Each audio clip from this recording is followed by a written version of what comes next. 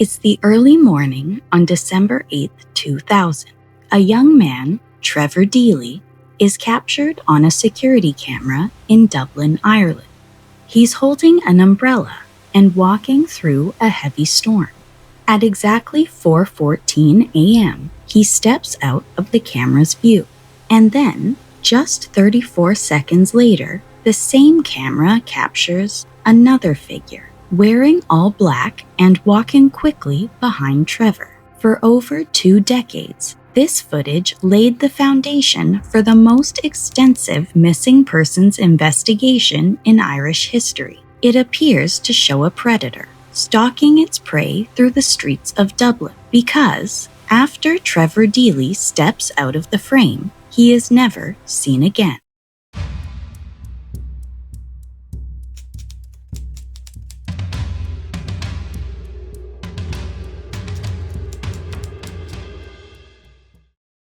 Trevor Deely was born on August 15, 1978, and was 22 years old when he disappeared.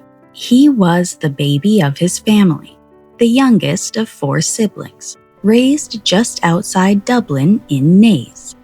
He was a young man with immense promise, thriving at his IT job with the Bank of Ireland. Trevor was close with his family, and after he disappeared, they refused to let him be forgotten.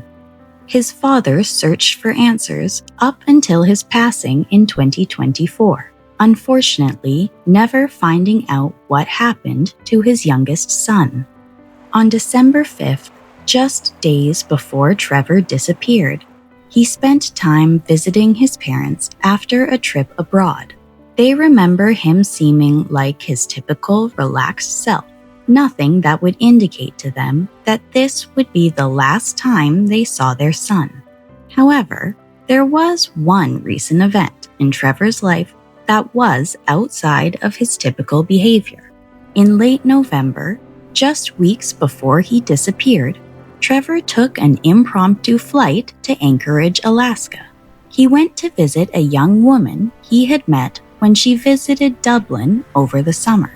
But this young woman did not actually invite Trevor to come visit, and she had warned Trevor that she would be busy. The rejection was basically inevitable.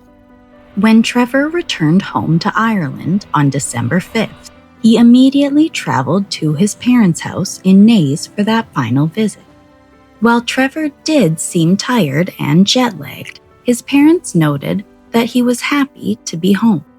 Trevor then jumped right back into his normal routine, getting ready to attend his work Christmas party just 48 hours later. On the evening of Thursday, December 7th, Trevor Deely starts off his night with drinks at Copperface Jack's. He and his colleagues then moved to the Hilton Hotel for the office Christmas party. At the time, Dublin was in the midst of a citywide taxi strike. This meant that transportation that night would be limited, and likely most movement would be made on foot. Outside, a winter storm is tearing through Dublin with 70-mile-per-hour winds. Later in the night, the group braves the weather and walks over to Buck Whaley's nightclub. Trevor finally leaves the club around 3:25 a.m.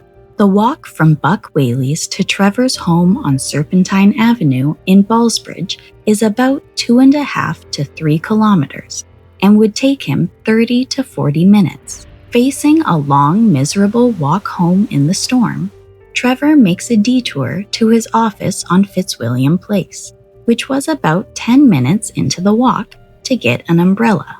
At 3:35 a.m., CCTV from outside Trevor's workplace captures him at the rear gate, calling security to buzz him inside. After he calls, he has a brief interaction with an unidentified man standing in the rain. Once he's inside, he logs onto his computer, checks his emails, and writes out a to-do list for his shift the next day. After, he shares a cup of tea with a coworker on the night shift. He then grabs a dark blue umbrella with white letters reading ACC Bank and heads back out into the storm. Then he steps outside at 4:02 a.m. Trevor takes out his phone and leaves a voicemail for a friend. At 4:14 a.m., an AIB Bank ATM camera captures Trevor walking past the corner of Baggot Street Bridge and Haddington Road. And then another figure enters the frame, following closely behind Trevor. This is the last image of Trevor Deely. The next morning was a Friday following a big holiday party. So, when Trevor didn't show up for work, his empty desk was chalked up to a hangover. Trevor's flatmates were away over the weekend, and so, at first, no one realized he was missing. Calls to his phone rang through, but he never answered. A full 72 hours would pass until the alarm was finally raised on Monday, December 11th, when Trevor missed work again. This time, his workplace informed Trevor's parents of his absence. And once his parents realized no one had heard from him in days, they reported him missing. Trevor Deely's friends and family worked quickly to find him. They handed out flyers and went door to door to the businesses that were along the route Trevor would have taken.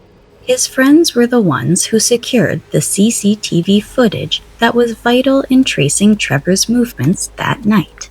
On Garda Síochána, the National Police of Ireland quickly launched a massive investigation. They reviewed the CCTV footage to trace Trevor's route after he left the bar. They follow his movements to the Baggot Street Bridge. The Garda Sub-Aqua unit was deployed to search the nearby waters of the Grand Canal and the River Dodder. Trevor's route home after the Baggot Street Bridge could have taken him down Northumberland Road, and if he took this route, he would have passed by the U.S. Embassy. However, there was no suspicious activity reported that night by guards at the embassy. Investigators even traveled to Alaska to interview the young girl that Trevor had gone to visit. They discovered that this trip was actually not some grand romantic gesture on Trevor's part. A friend of Trevor's worked for an airline and was able to secure free or cheap flights, and so he had given Trevor the ticket.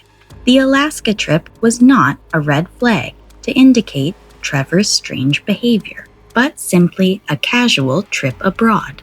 And then, the search received an unexpected boost. U.S. President Bill Clinton arrived in Dublin just days after Trevor disappeared. Because the president was staying nearby, the United States Secret Service combed every inch of the exact area that Trevor walked through the night he disappeared, and they found nothing. No signs of a struggle. No discarded items, no evidence of Trevor at all. For years, the main theory in Trevor Deely's disappearance was tied to the CCTV footage from his walk home. When Trevor had arrived at his office that night, he had a brief interaction with the man who was standing there. This man has since become known as the Man in Black.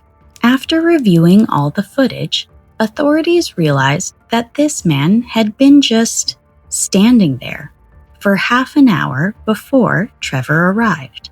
He appeared to be waiting for someone or something. Why else would he be standing there for so long? And then, by the time Trevor leaves his office, the Man in Black is gone. Then, later, when Trevor is captured on the ATM camera, a man is following behind him just 34 seconds later. It appeared that the man who had been loitering outside the office had waited and then followed Trevor right after he left. Right before Trevor had arrived at his office, he was also on his phone talking with a coworker who was already inside the building. Then, after he left, he used his phone to leave a voicemail for his friend. This area of Dublin was known to have an issue with muggings at the time that Trevor disappeared. Cell phones were especially targeted, and there was one incident in particular where a phone was snatched right out of someone's hand. This happened on the canal beside the Baggot Street Bridge, exactly where Trevor was walking that night. With Trevor having his phone out and using it frequently, he was a prime target for a mugging. In 2017, a Garda informant pointed the finger at a known criminal linked to a Kremlin-based gang that was known to operate in the area. The informant alleged that Trevor crossed paths with a criminal that night, the Man in Black. An altercation broke out and a firearm was pulled. Then, allegedly, Trevor was buried in the woods in the suburb of Chapelizod. Police launched a weeks-long search covering the 3 acres of woods, bringing in ground-penetrating radar and clearing vast areas. And they found something. Hidden in the woods, they uncovered a firearm and 80,000 euros worth of narcotics. The informant was absolutely right. That location was in fact a criminal stash. But there was absolutely no evidence of Trevor. Then, in December 2023, authorities were able to digitally enhance the footage of Trevor from the ATM. After decades of searching, Garda finally tracked down the man walking behind Trevor. And he was cleared. Actually, he had already given a statement to authorities earlier in the investigation. The man long theorized to have been following Trevor that night was just a civilian, walking home in the exact same direction. He had nothing to do with Trevor's disappearance.